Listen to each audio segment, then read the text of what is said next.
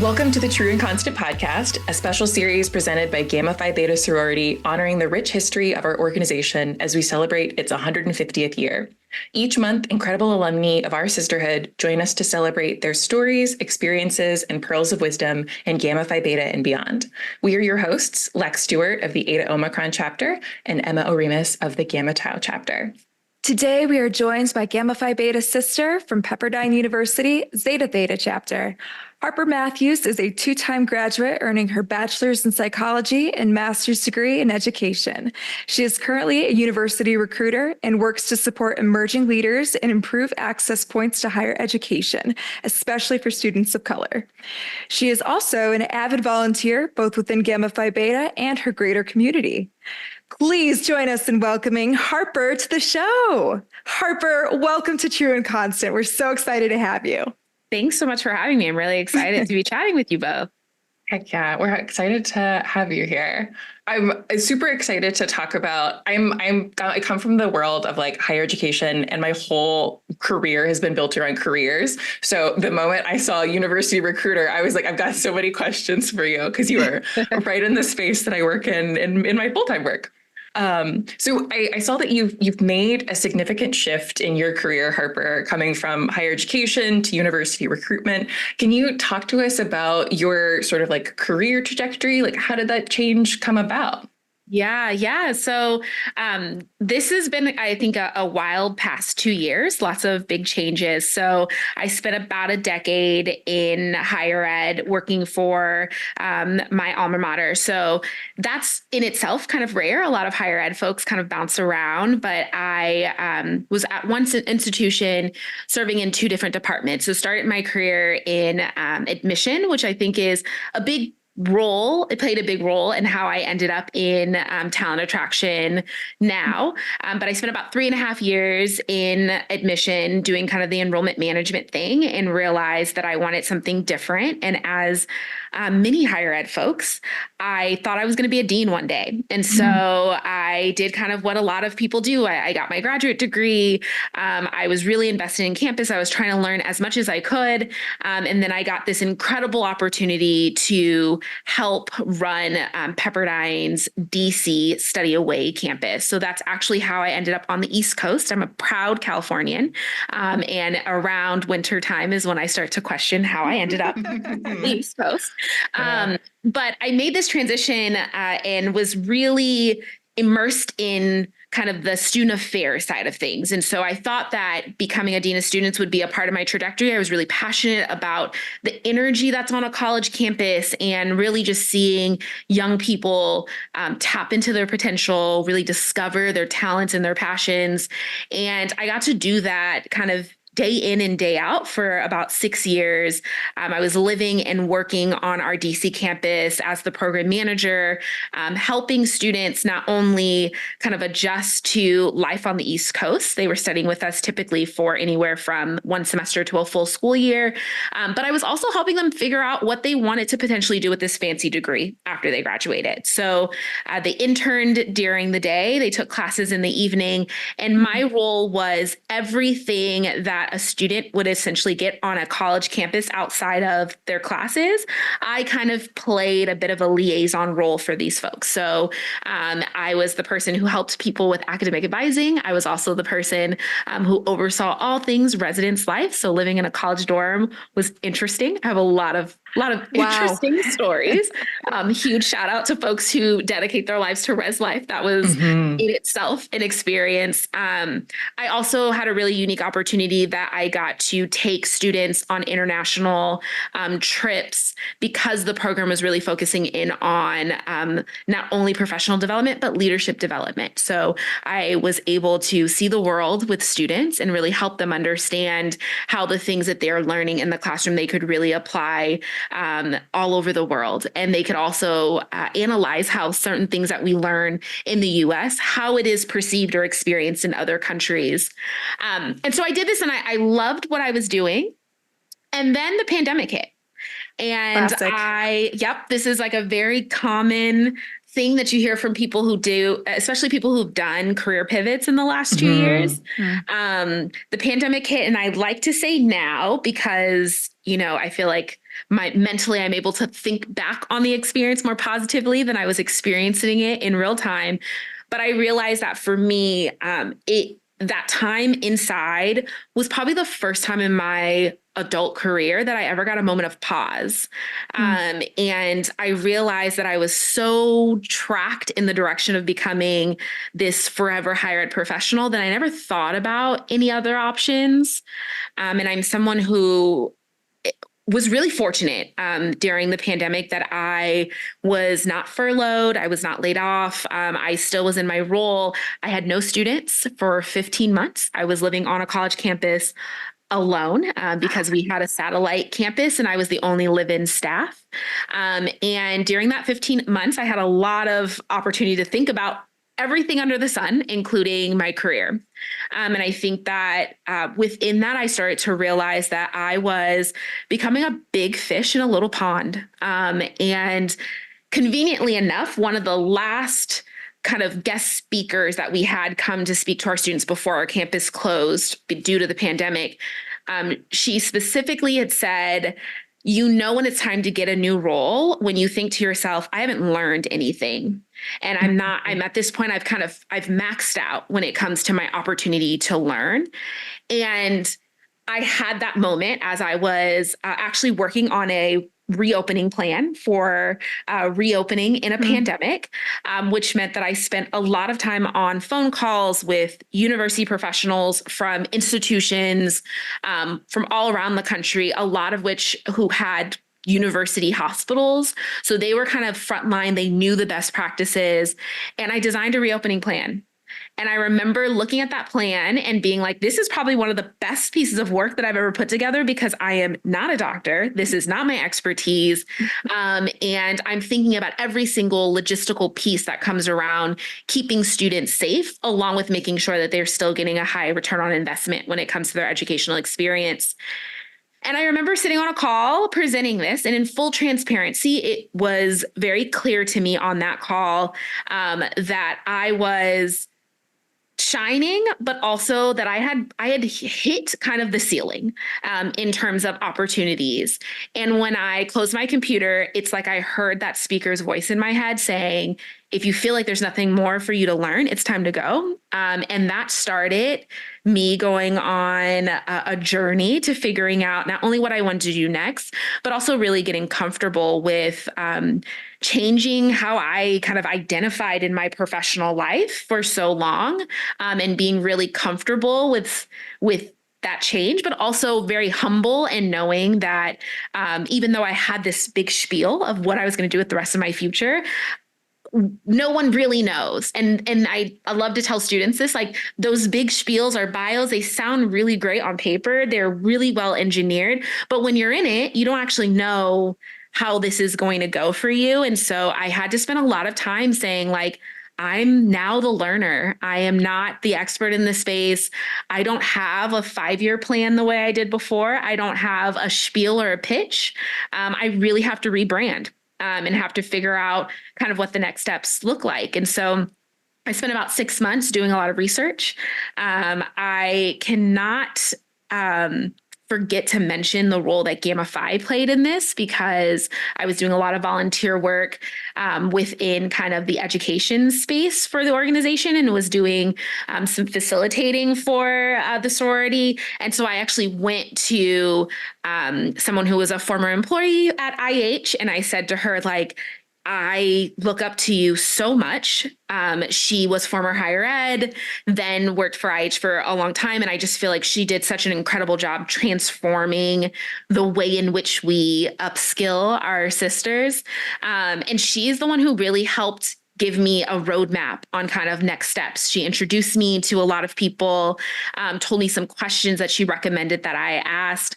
And she just really was a mentor to me as I was trying to like figure out what I was going to do and if I was about to kind of change everything in my life, including the free rent that I had on campus, which was quite nice. That's real. That's real. Yes. Yes. So it was quite a journey. And I know that I'm very fortunate in the fact that 6 months is really not that long for folks who are looking to make shifts even within their own industry.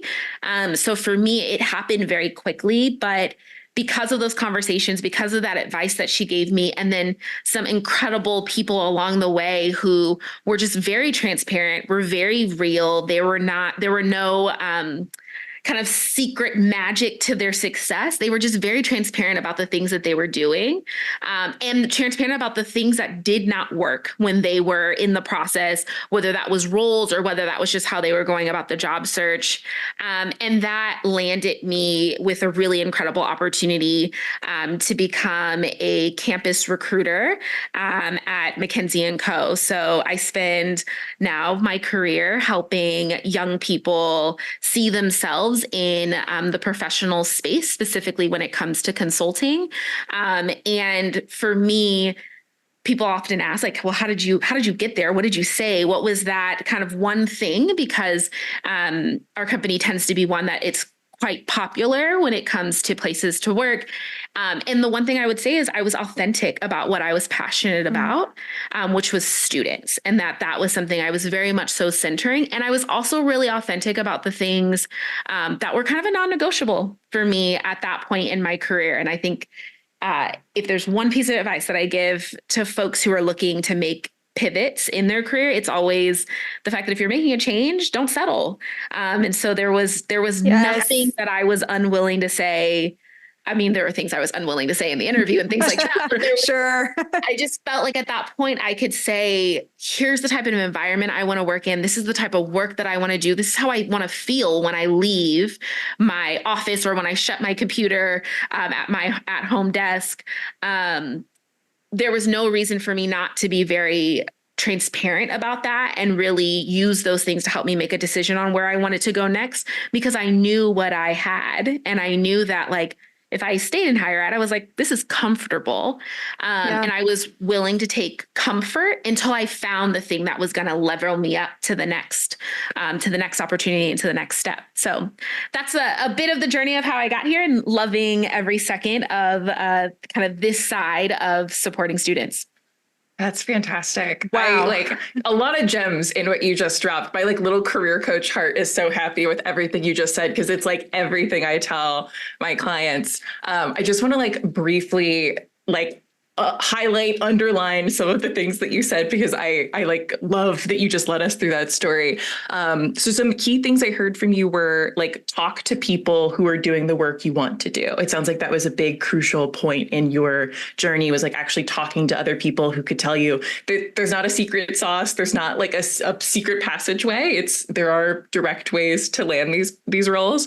And the other thing I heard that you mentioned at the end was a sureness in your skill set. I don't know if it's something that you explicitly said out loud to us, but I can sense and hear from you that you just have this like confidence in your ability to be competent at what you're going to do. And that like shines leagues. So thank you. Thank you for that, the response, Harper.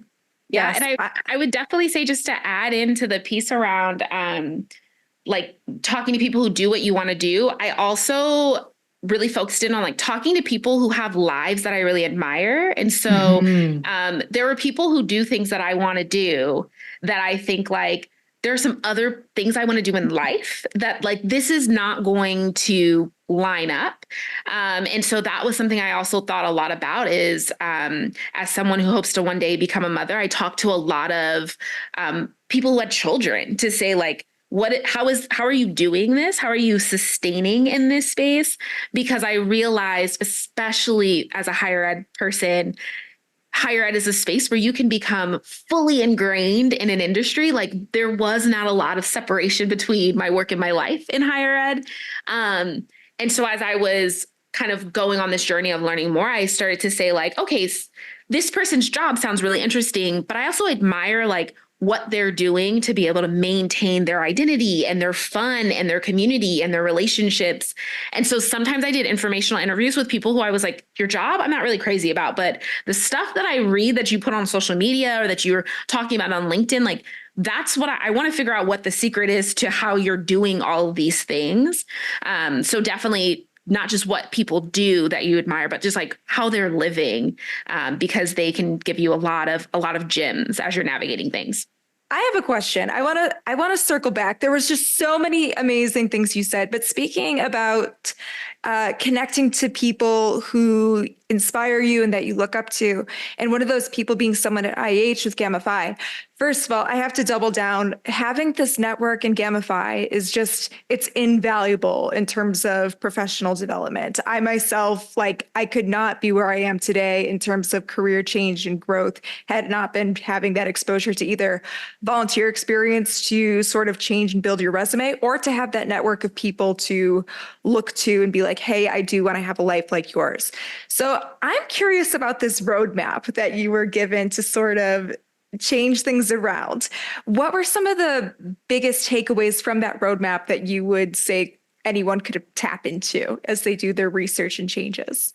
Yeah. So I think that a big tactical piece that I specifically got from Jill Duffy, is the person who was at IH, is she said, when you meet with different people, ask them if they have a recommendation of one or two other people that they think that you should talk to. And that was really helpful, especially when I started to tell people transparently what I was thinking about, and also the things that I like had no clue about. And so even down to being a recruiter, as I mentioned, I did admission. And so I knew what being a recruiter looked like from a higher ed perspective. But a big reason of why I'm even in the role now is because I reached out to a friend who was a recruiter at my current company. In full transparency, I knew nothing about McKinsey before I started working there, which when I tell people now, they think it's really funny, but I wasn't going to her because I wanted anything except for her to tell me, like, so what do you do? And I just kind of transparently said, like, I don't know what you do. We talk about recruiters. I've heard about this talent attraction thing, but like, I don't actually know what every day looks like for you. And so I think that was really helpful, is just asking for recommendations of other people to talk to, but then also just being very honest about the things I know and the things I don't know. And I think it was when I was telling people that I like did not understand certain aspects of the careers that I was considering, that just transparency and vulnerability, I think, was some of the best opportunities, because a lot of times folks would say, I have somebody that you should definitely talk to. So when I asked them in the beginning, if there's anyone you think of, I would love to just like get 20 minutes with them. When I would be vulnerable about the areas in which I was like, this is an area I need to grow a bit in, or I'm just completely ignorant about, there was even more people who would come to mind for them to say like, no, it would be a fantastic person to kind of teach you and help guide you. So I think that was kind of the starting point of that roadmap. But how did you go about trying to make those connections? Are you more of a cold caller? Did you try to get that intermediary sort of connection going? Like, how did you go about your informational interviews or just collecting this data? Yeah, that's a great question. So one thing about me is I live in Washington, D.C., which is a place of networking. It's a place of like, I say like business card pushing, but I feel like in 2024, nobody really is doing that anymore. But I tell people that as a Californian, which means I'm particularly casual, I'm like unnecessarily bright and shiny in terms of personality. I am not one that's used to, I would say, networking that feels really fake. For a lack of a better term, I'm not one that sees the value of just like handing business cards for no reason. And I think that works for some people. But I think for me, I know that like relationships are so key to just to anything, right? Relationships, I think, is so important to being successful, especially when you're thinking about your professional trajectory. And I think that was for me kind of the way I went about it, is that I knew I did not want to do kind of like cold call messages. And as someone who used to work at that point, I had worked in admission before. So I was getting a taste of what life as a recruiter was, which was a lot of my friends from college or people that I didn't even really know in college, maybe some people that I didn't even really get along with in college, who all of a sudden were like, oh, my cousin, my friend, my sister wants to get into the institution. Can you help them out? And I remember always being like, that's a yucky feeling. So for me, the way that I went about it was kind of through that, going to the people who I knew I had relationships with and then asking them, like, are there people in your network? And so it was a bit of a passing on the baton, because people are much more likely to give you time if they have a relationship with someone that they really respect and admire. And so they're going to give time to someone that that person refers. And I feel the same way when it comes to my own personal context now. I'm big about paying it forward. And so I know that if I call certain people and I say, hey, I have this friend or I have a former student that like is interested in what you do, can you give them some time? They're likely going to say yes because of the relationships that we have. Being a sorority member, I feel like that was something that, I mean, I was one of those people who loved recruitment season, but I feel like it was kind of what you learned, right? When you are doing your circles and you're kind of handing sisters to potential new members and you're trying to connect them. There is this whole idea of being a great host and really connecting people. And that is, I think, has been my philosophy of how I've made connections is go to the people you have relationships with and then ask them if they're willing to extend their relationships to you. And then making sure that you're being mindful of that and that you're being respectful of those relationships and that you're holding your end of the bargain. But I would say that was kind of the tactical piece, was asking people.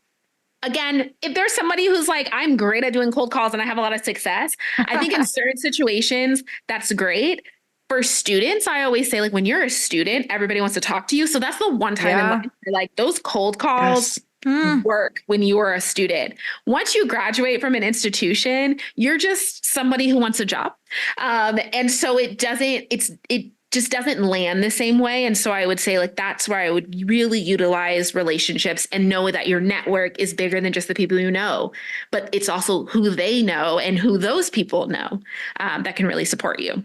Wow, I wish I had had all of that information when I was a collegian. So that is really great feedback. Yeah. Okay, this is just going to turn into like us figuring out how to like career pivot through you, Harper. You're just going to teach everyone listening how to get a new job. Can we talk about what an informational interview is? Can we describe what that is for listeners? Yes. So Harper, tell us what is an informational interview? I've also heard them called like coffee chats. So what are they? What's the purpose? What do they do? Yeah. So informational interviews they're just conversations to get to know someone better, specifically focused in on an area that they either professionally focus in on. You could be doing them for things like volunteer experiences or opportunities or leadership roles. But really they are conversations. And I think that when you put the interview tagline on it, sometimes folks get a little too stuffy or formal, or they're thinking too hard about the end goal instead of thinking about how do I stay present in this moment with this person and get to hear their story and learn from them. That's why a lot of places will say like coffee chats, because they're trying to like calm down that. As I mentioned, I didn't know much about consulting or the world of consulting, but if anyone is tuning in and they know anything about consulting, when you say coffee chat, they hear informational interview instantly. Whereas for me, I was like, oh, coffee chat, like this is so clever, just sitting down and chatting. It's like, but that's like, it's just a coded way to say informational interview, but definitely it should be a conversation, right? And the goal is that you're learning in some way. If you leave with a job opportunity, great. If you leave with a connection, great. But I would even more so challenge people to say, like, if you leave and you realize this is not the life that I'd want to live, this is not the type of career that I want. Maybe you're specifically talking to someone about an organization you're really excited about, and you're like, this organization does not align with my values or align with the things that I'm really passionate about. That informational interview is equally as important. And I think that's why I try to emphasize the conversation piece, because in a formal interview, like when you're interviewing for a job, even though I would still say that is an opportunity for you to assess if this is a good fit for you too, I think we are conditioned that interviews or when you put on and you're like putting on a show and you're going to say whatever you think the interviewer wants to hear. An informational interview really should just be a casual conversation. And so you should present authentically. You should be mindful of things like respecting people's time and all of those kind of logistical things of just being a good person. But at the end of the day, it really should just be a conversation where you're trying to learn. And I wish that I hope that one day I will come up with like a better branded way to say informational interview, just like I hope I come up with a better word for networking. We've got to rebrand both of them, TBH. Yes. Like let's get it rolling, because they're both, when I talk to clients or students about either of those words, they like cringe into oblivion and they want to disappear when they hear the word networking. They're scary terms. Like I'm still like, I'm shuddering right now. It's hard. Because I think people, when you hear those terms, you start to think about how you have to pull back from who you are. Yes. And I think that's the piece. It's like I lose a level of authenticity when I'm in these spaces. And I would say like I do a lot of presentations about like personal brand and how like your personal brand should not be different in your professional world and in your personal world. No, there are certain things you may not do in your professional space that you would do in your personal space. That's an obvious thing, but like your value set, how you show up in spaces. Like if you are a funny person, you can be fun and funny and also be very competent. You could also meet deadlines, be a collaborative thinker, and still be fun and funny. You don't have to switch on and off. And so I think that's what kind of concerns people when they hear like interview or networking. They're like, oh, how do I mold myself into something that I'm not? When really I like to believe like the magic is actually how do I show up authentically and into space and then shine? Like that is what I feel like the ultimate goal is, that people really should be striving to get to, is showing up authentically in every space. It sounds like the vulnerability is a key piece of those conversations, but I would also say that it's like one of the hardest things to do in those conversations because of that feeling of like, well, I have to craft this version of myself so that they like me enough. And if they don't like that version of myself, then I can sort of separate myself from that rejection, right? But if you're sitting in the vulnerability, you have to sit with the rejection that Harper got. It's not like this Harper V2, this other version you've created for yourself. So how are you able to be so vulnerable in some of these spaces where it feels very easy to not be vulnerable? Yeah, practice. And I would say like there are certain spaces where I feel like I show up very authentically and it comes to me natural. And there are other spaces that it doesn't come to me as natural. And so it just really depends on the space that I'm occupying. I always heard from people like, oh, the older you get, you just wake up one day and you're going to stop caring what people think. And I haven't gotten there. Whoever knows when that happens, please let me know, because I have not reached that point. But I do think it is practice. I do think that the older you get, you start to embrace it. I think because you start to kind of come to terms with the things that are just who you are. And I think it's really, when I say practice being vulnerable, it's also practice accepting the things, the good, the bad, and the ugly when it comes to yourself, and realizing that all of those pieces are needed for you to be who you are, right? You can't, as somebody who I like to say, my therapist calls it a recovering perfectionist. I think that's something that I've had to work a lot on, which is to be perfect is to not be human, and actually to be imperfect actually makes you closer to humanity. It's what makes you more alike to other people, is when you are authentic, when you are vulnerable, when you make mistakes and you own those mistakes, that is a part of the human experience. And you can't really learn and grow if you already have like reached perfection. And really learning and growing is the part of life. Like that's what every day gives you as an opportunity to learn and grow. So in short, it really is just like practicing being vulnerable. And then I'm a huge advocate for just having like a really healthy group of friends, which I mean, ironically, that's partially why, of course, I joined a sorority was to have a really solid group of friends. It's a good place to find them. It's a great place to find them. And I think I knew that when I was in college. Now that I have chapter sisters I'm still very close to after college, and we've weathered all types of things throughout life together, I've realized having a good support system of friends is just incredibly important as you are trying to practice that vulnerability, because there are seasons where you are going to need those people who see you, who love you, who support you, who are going to be your strength when you don't have it, right? And so I have my best friend, shout out to Shira, because we talked about like even me talking today with you all. She will sometimes joke with me if she's like, you're doing that voice that you only do when you're like trying to present in a space. And I appreciate that. I appreciate the people who text me when I'm like having a rough day and I'm like, I'm about to go into a meeting. I don't know what I'm doing. And they like hype me up. I've got a group chat with all my best friends, and we tend to do this every day to each other. I think that is also really helpful in being open to being vulnerable, because you have a space of people who provide an external support system that tells you regularly, like, you are okay exactly how you are. You were right exactly how you are. And so then it makes you more comfortable going into spaces with opinions that actually don't matter, because they tend to be opinions of people who don't know you or don't know you well. And you think like, if these people who know me, who have seen me on my greatest days and on my worst days, see me, then I should feel very confident walking into another space, because the people whose opinions matter, the ones who give me the validation, that's who I should be showing up for.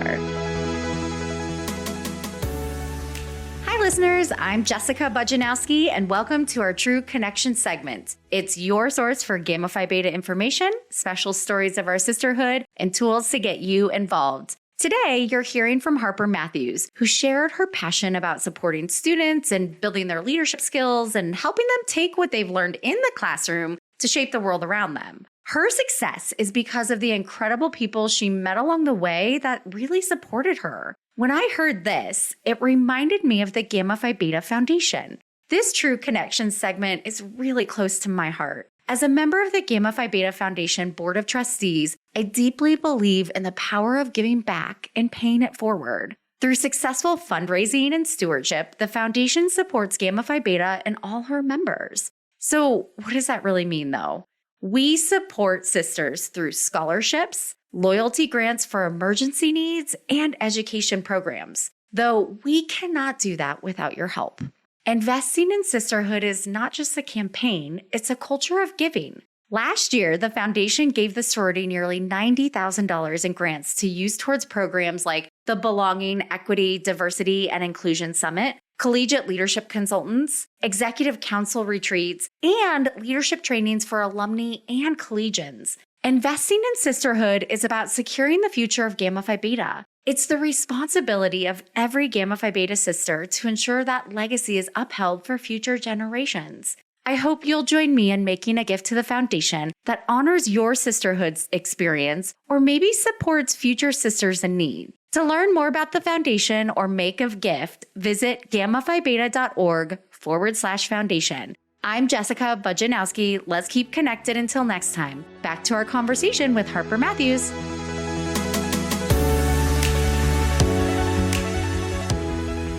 Oh, quick side note, when Harper and I refer to IH, we mean Gamma Phi Beta International Headquarters.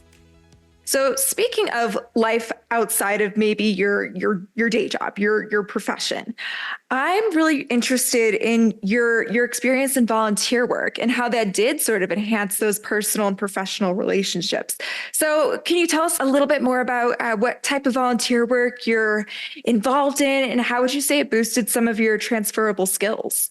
Yeah, definitely. So some of this I have to give credit to, some of it's credit to upbringing. Some of it is also credit to where I went to college, because Pepperdine is a very mission-centered and mission-driven institution. And so volunteerism was really kind of embedded in my higher ed experience. It's, I would say on Pepperdine's campus, like when you think of like the cool things to do, volunteering was like the cool thing. Like you just did that. And so I think those two things made me always realize that there was community to be found when you are serving other people.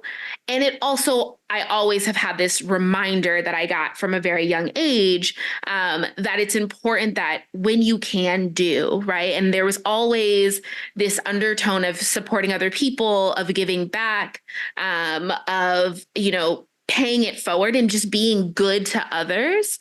And so for me, when I graduated from college, volunteerism just seemed kind of the natural way for me to build community. One of the trickiest parts of, I would say, like moving any place away from home, is finding community. And so I'm someone who was very fortunate that I lived in the same city my whole life. I kind of went to school with some people that I had known since I was 5. College was tough in terms of like adjusting, but I still went to college 2 hours away from where I grew up and where my parents were. So it wasn't as difficult of a transition because I could always go home to my friends from high school and hang out with them. But when I moved to the East Coast, that's when I was like, oh, like this is big. This is different. And there is no kind of guidance on how to make adult friends. And when you are even in college, because I know it's very common for like college students to feel all types of anxiety and nerves around building new community, but you're kind of like forced, like eventually you're going to make a friend because you have to go to class. So you're going to make friends. You're roommated with someone, you're in classes with people, you're seeing a face, a new face every day. Yes. Every day there's people around you. And when you become an adult, your relationships are interesting to navigate because your workspace for some people can be a great sense of community and friendship. And I've had jobs where that has been very much so the case, where I've had some incredible friends. But for some people, that's not the reality. And I would say even more so in this like post-pandemic time, people work from home. And so like, it's really hard to become friends with people over like Zoom calls and like Slacks. And so for me, volunteerism was kind of the way that I kind of built my community and found those opportunities to connect with people who are like-minded. And so I got really involved in 3 different ways in DC initially. So I gotten really plugged in back into Gamma Phi. And so at that time, I decided to become a chapter advisor of the Beta chapter at the University of Maryland. I also started volunteering as a facilitator at the different regional conferences and things like that. And so that actually was very helpful because it gave me a community that was close by for the University of Maryland. I inherited a very large advisory board. And so that was cool to have some alumni in the area. And the facilitation team actually brought me one of my best friends in DC. We met on the first team call and we have been like friends since. Our birthdays are 24 hours apart. Like we are meant to be. And that was just because we shared this love for Gamma Phi.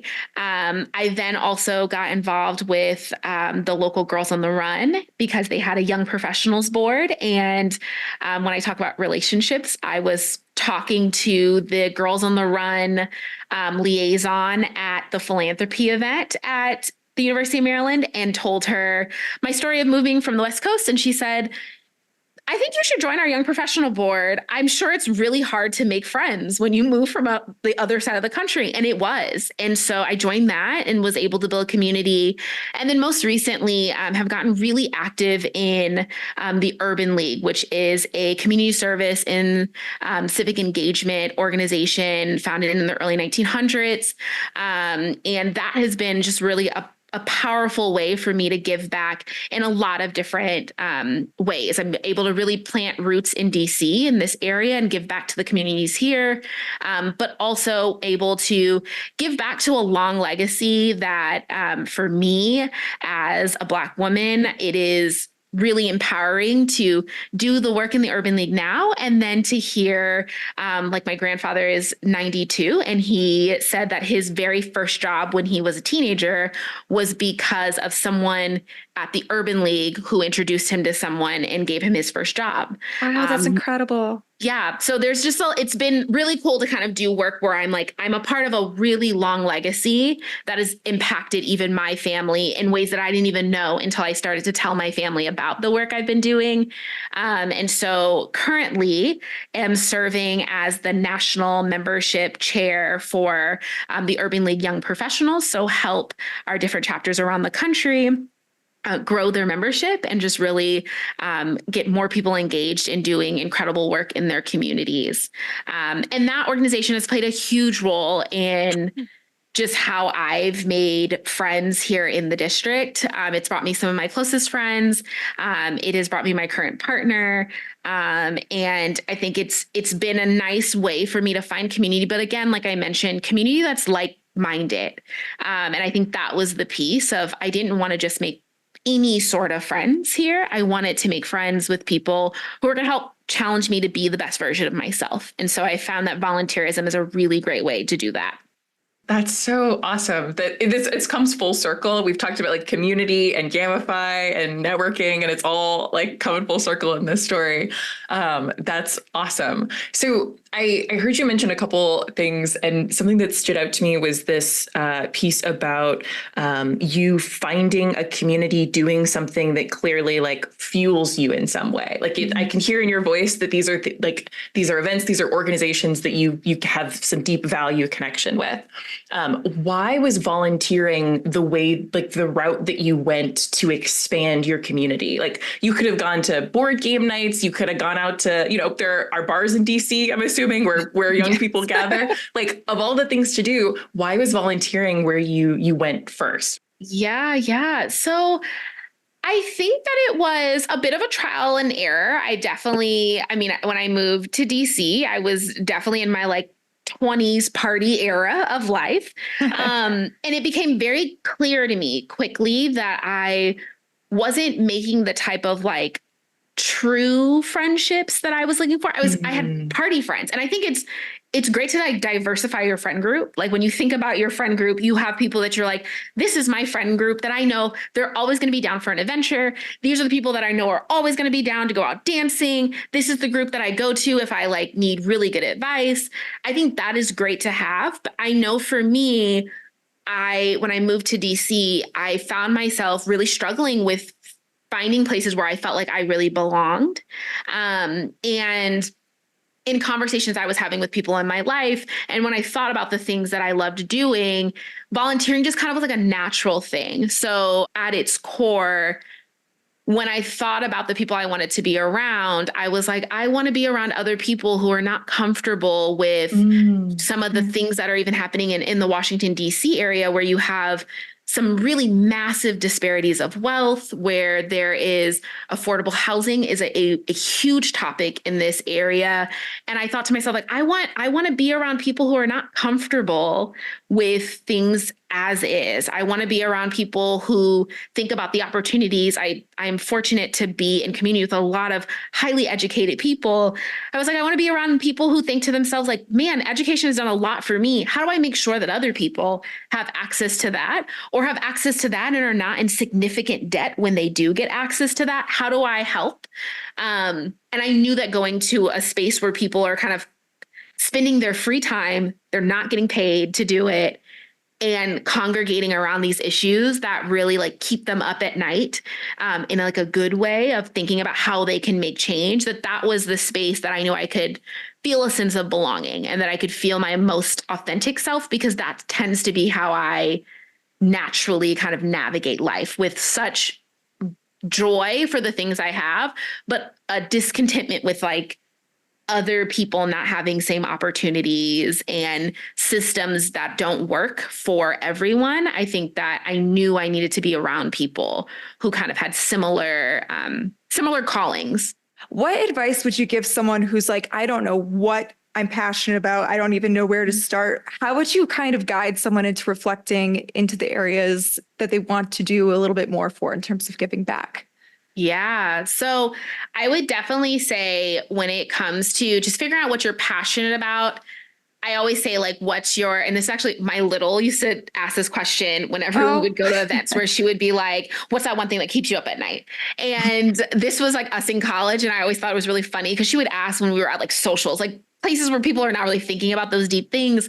But now I'm like, that's I love actually a that. really powerful question to ask people. And I think that's a good starting point. Like, what is something that you think a lot about and you're like trying to find solutions to? It could be like something that you feel like is a need in this world. It could be something that you just think is really cool that you're like, I want to learn everything about it. I think that's a good place to start. I think taking a moment and asking yourself, when was the last time that I did something? And when I was done, I felt like a high level of energy. So like for people who are like introverted, I always say, like, when was the last time that you did something and you're like, I really feel like I'm like the peak version of like what an extrovert would be in my body, because I feel so energized by this. Or for like an extrovert who typically loves to be in these spaces, but like, what are those moments where you're like, my soul feels well? And I think people, you can feel that. And so it is really a practicing of understanding your own, like just doing a body scan of understanding where you're feeling that, how you're feeling that, but really reflecting on when are those moments where I'm like peak happiness after doing some sort of activity.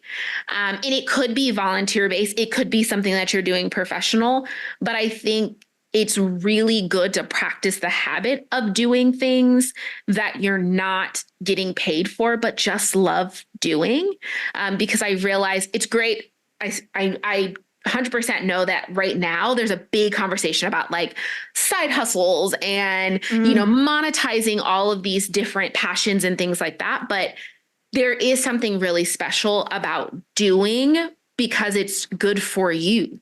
And if you monetize that, that's fantastic. But that not being the end goal being like that feeling that I get. And I feel like volunteerism is that one space where, because it's voluntary, you're not even thinking about the dollars and cents that might be attached to it, or even thinking about like what you're going to get out of it. But it makes you feel good when you're aligned with a topic or an issue that you realize like leaves you thinking more and wants you to work harder. If you like hear all that and you're like, oh, I don't have anything for like, still nothing comes to mind. I always say like, try a bunch of different things. Like I am someone who always says in DC, I've probably tried every fitness class you could think of to try to figure out like what my go-to fitness thing is. I would say do that for volunteering, do that for just hobbies, because you will find something that aligns. But a lot of times it's just exposure to new things. And again, similar to having informational interview, like conversations, you may leave and be like, this is the worst experience I've ever had. This is how I felt going to, like, if anyone's ever heard of solid core. I was like, this is not for me, but I'm glad I did it because now I have an experience that I'm able to say, okay, I did it. Let me try something else. Let me find something else. And you can approach other areas of life. If you're trying to figure out what your passions are, try a bunch of things.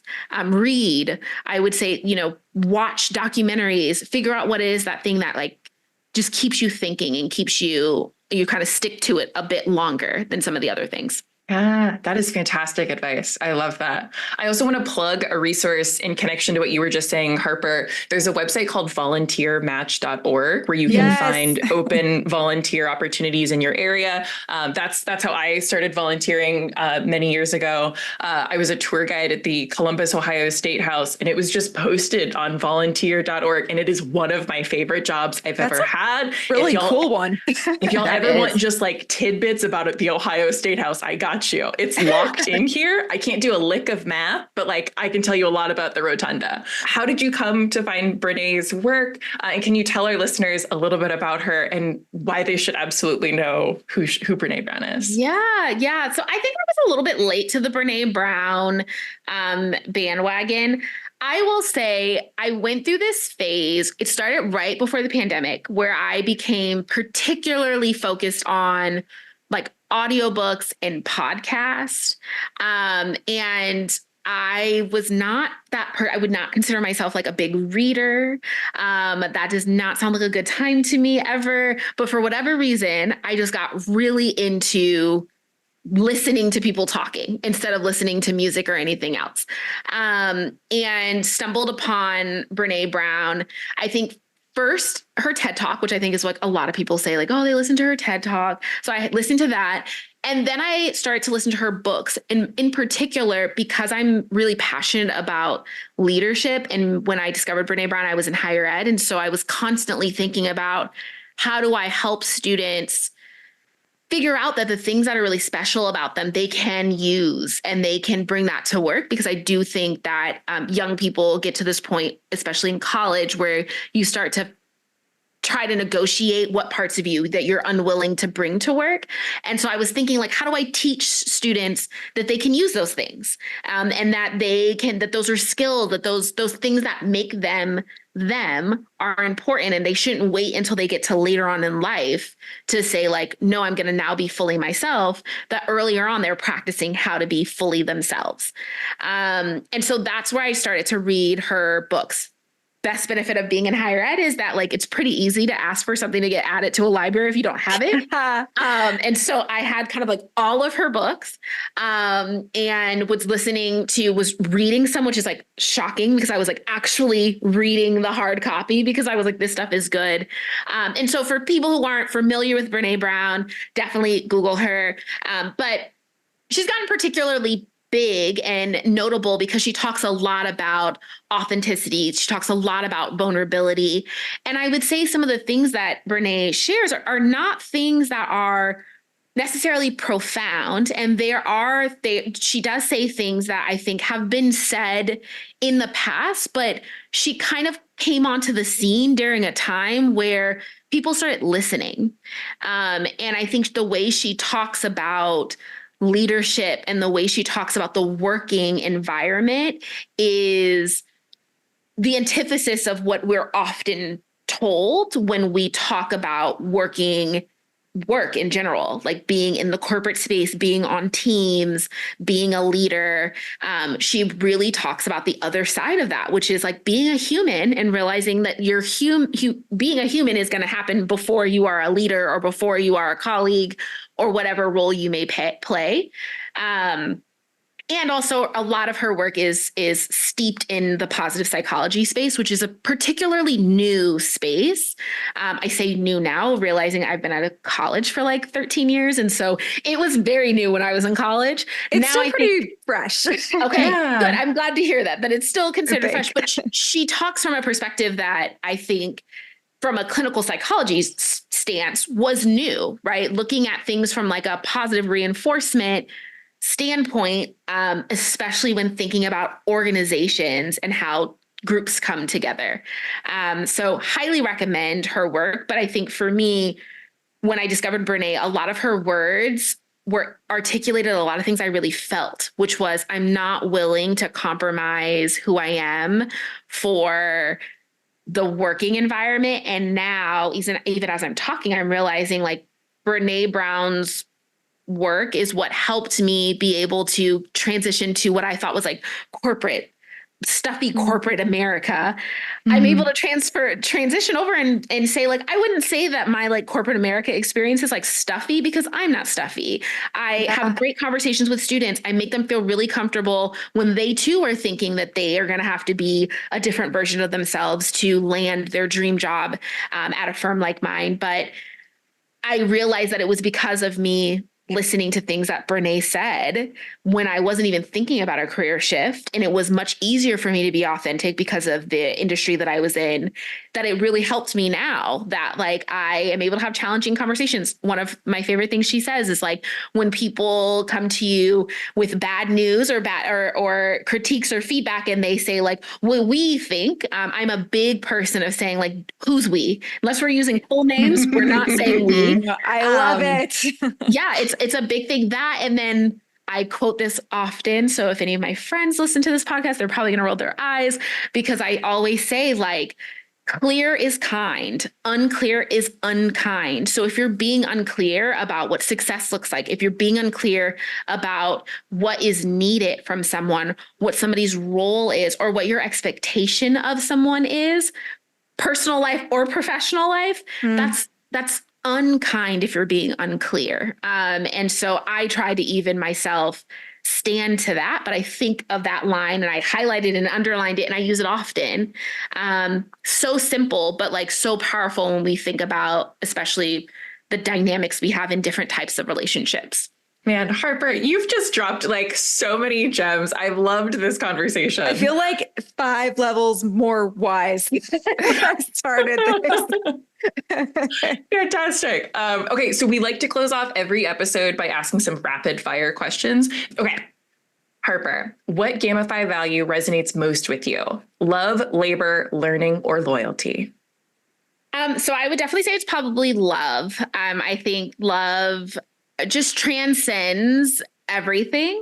And I think love for others makes you just a better human, a better colleague, a better partner.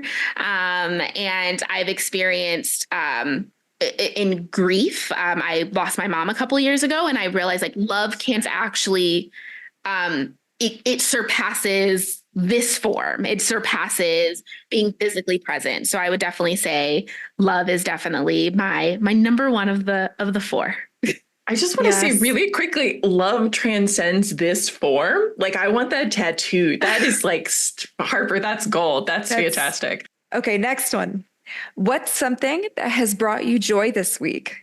So I was traveling and my dogs and my dad's dog were staying at my apartment with my cousin babysitting. And there is nothing more special than when you come home from a trip and the greeting you get from your dog. And my little corgi, Kenzo, he's not a lover boy. Like he is moody. He's really got a lot of energy and a little body. But when I'm gone for even a few hours, like his run to me is so sweet. And so yesterday between him and my dad's dog Jinx, like it just, it was they destroyed my apartment while I was gone, but I totally forgot about that because I was so happy to see them. I love that with all my heart. Okay, Harper, what is something new that you've learned? So I've been learning a lot about radical self-care.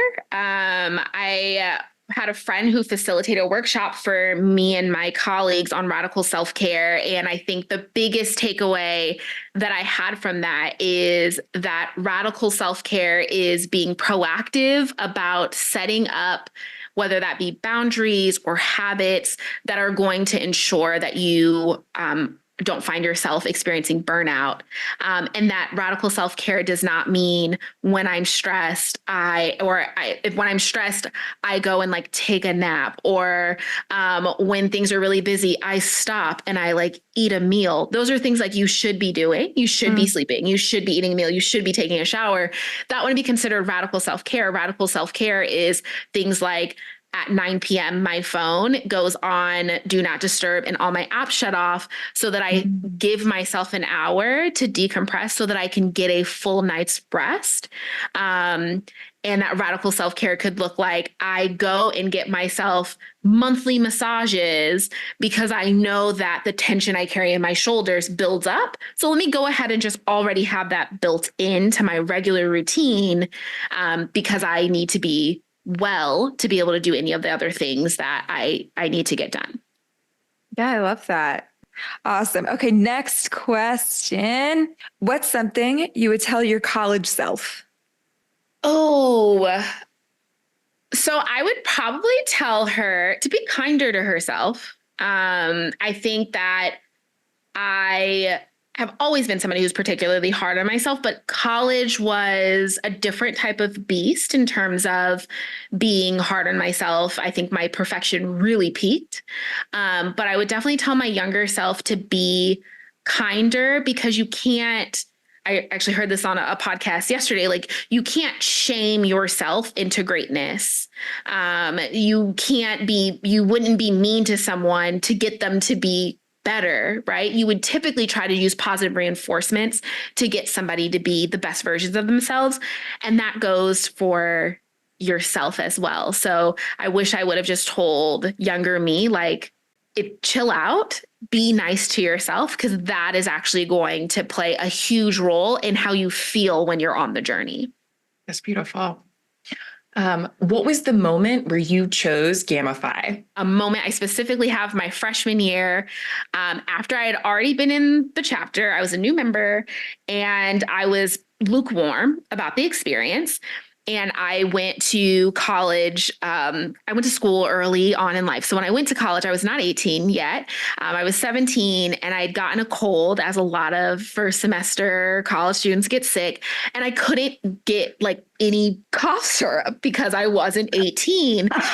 And my roommates at the time, like, I think it wasn't a priority to them. So I was just like in my room, I was sick, calling my parents, like crying about being just like whiny. I'm also an only child. So that was like the first thing I did was like call my parents and like, what are we supposed to do from 2 hours away? And I dramatically wrote on Facebook, because this is what you did in 2008 or 2009. I dramatically wrote like, oh, so sick in my Facebook status. And about an hour or so later, a group of the seniors came to my door with a basket of medicine. And like, I barely knew these women. I was, again, lukewarm. So I wasn't showing up as like your number one new member. I was definitely like, I'm here. You have me. And I just thought it was so kind, because like, it's one thing if somebody in your pledge class does it. It's another thing if like a sophomore or someone who's like going to become your big does it. But to have these like seniors who had a lot of things going on in their world, who like drove down, and Pepperdine is on this beautiful mountain, but it is a drive to get any place off campus. So they drove down, got me medicine, and brought it back to my room. Didn't even tell me. They just saw my Facebook post. And I think in that moment, I said, I don't care what happened, how I got here. This is clearly the community I'm supposed to be in. What was the moment in Gamify that prepared you for where you are today? Oh, the moment. Well, I mean, in full transparency, formal recruitment did it. Now, like as a recruiter, and I think thinking about exactly what you just said, that like, it's not when you like sign the paper, that it's these other little moments. And so I know the big tagline used to always be like, recruiting is 365 days a year. And I actually use that tagline when I'm talking to my membership chairs in the Urban League. It's so true, because it's those little moments, because you may get somebody through the door, but you want to keep them there. And so I think for me, what we went through for formal recruitment, what we did when we were doing our like polish weeks or recruitment schools to get prepared for it, I use that every day. I use pocket questions, which my colleagues who are formerly Greek think is so funny. Whenever I'm like, what is your pocket questions when you're on campus talking to students? Or the fact that I'm thinking about the little moments, reading the room, thinking how I can make connections and be a really good host. Okay, last question for you, Harper. If you could nominate any person in the world for membership to Gamify Beta, who would it be? Yeah, I cheated a little bit on this because I listened to another episode. I knew this question might come up. I thought through a bunch of like famous people, and then I came down to the fact that I would have nominated my mom. I think she definitely she was definitely a confident woman of character. And she also was a university recruiter before I was born. So it felt like very much so a connection. It was one of the last accomplishments that she was able to see me have was become a university recruiter and walk in her footsteps. But I think that she would have been a fantastic Gamify. And she definitely was a very proud Gamify mom and kept every Crescent magazine, including the one that I got a little feature in my sophomore year of college, was literally in our home up until like a couple of years ago. So very much so, I think she would have been a proud G5B. I love that. That's stellar. That rules. Harper, thank you so incredibly much for your time. This was just an amazing experience being able to talk with you and learn a little bit more about not just your experience, but your life insights that everyone can kind of pull from and integrate into their own lives. So thank you so much. This was really great. Thank you so much for having me. And yeah, I'm excited to connect. True and Constant is brought to you by Gamma Phi Beta Sorority. If you enjoyed this podcast, please consider giving a gift to the 150th by going to gammaphibeta.org/150/podcast. Special thanks to our co-hosts, Mo Remus and Lex Stewart. Jessica Bujanowski for the True Connection segment, our editor, John Haight, and executive producers, Megan Kruger and Shauna Wilson. Our theme music, Panko Breaded Pork Chops, written by Michael Thomas Gager, performed and produced by Mikey Gager. Thank you for listening.